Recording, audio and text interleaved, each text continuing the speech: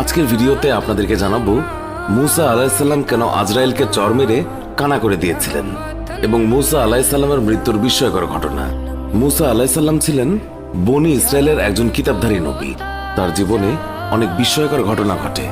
মুসা আলাইহিসসালামের বয়স হয়েছিল অনেক, আর সে কারণেই তিনি ঈসা আলাইহিসসালামের উপর কিছু দায়িত্ব দিয়ে বিশ্রামের সিদ্ধান্ত নেয় এবং মনে মনে অতীতের কথা ভাবে। এমন সময় মালাকুল মউত এসে হাজির হয়। মুসা আলাইহিসসালাম আজরাইল ফেরেশতাকে দেখে জিজ্ঞাসা করলেন, আপনি কি আমার জান কবজ করতে এসেছেন? আজরাইল বললেন, হ্যাঁ, আল্লাহ হুকুম করেছে এবং আপনার সময় শেষ হয়ে এসেছে। হযরত মুসা তখন জিজ্ঞাসা করলেন, আপনি কি মুখ দিয়ে আমার জান বের করবেন? আজরাইল বললেন, হ্যাঁ।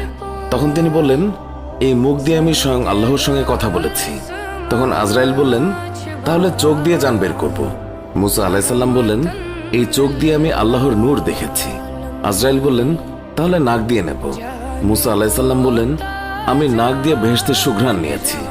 আজরাইল তখন বললেন, আমার এত কথার জবাব দেওয়ার সময় নেই, আমার যেভাবে ইচ্ছে সেইভাবে আমি জান কবজ করব।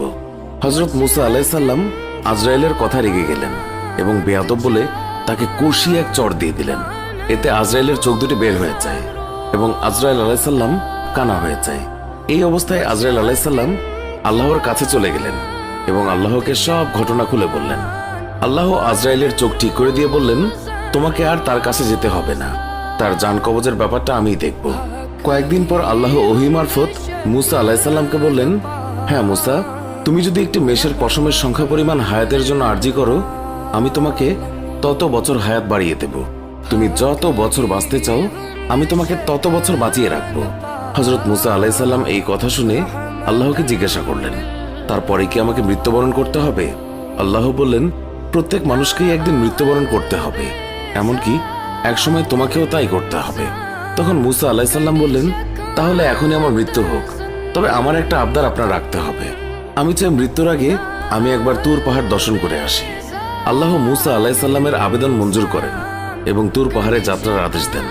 মুসা আলাইহিসসালাম বিলম্ব না করে তুর পাহাড়ে গেলেন এবং আল্লাহর নূরের দর্শন লাভ করেন।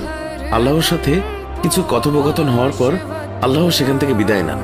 মুসা আলাইহিসসালাম তুর পাহাড় থেকে ফেরার পথে দেখলেন 7 জন লোক একটি কবর খনন করছেন।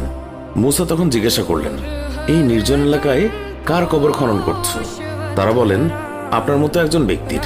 আপনি চাইলে আমাদের সাথে এই সওয়াবের কাজে অংশগ্রহণ করতে পারেন।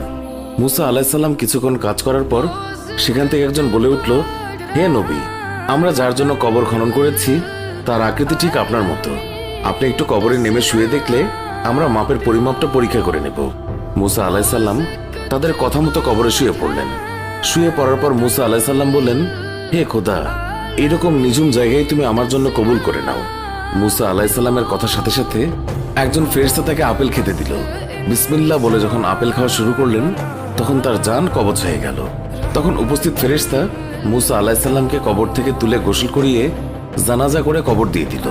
পৃথিবীতে তার কবরের অস্তিত্ব আজও অজানা রয়ে গেছে।